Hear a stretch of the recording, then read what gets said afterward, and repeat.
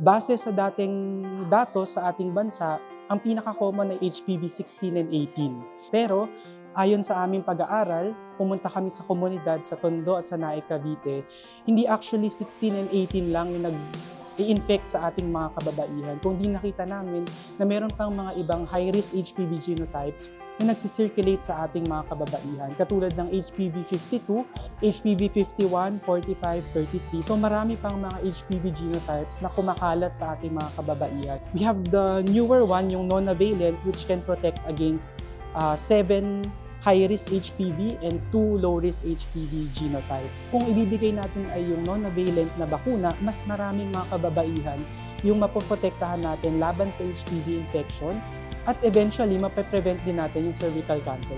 Ngayon kasalukuyan na nilang ina-assess yung non-valent vaccine at hinihintay natin yung paglalabas nila ng final recommendation nila if this will be included for government financing.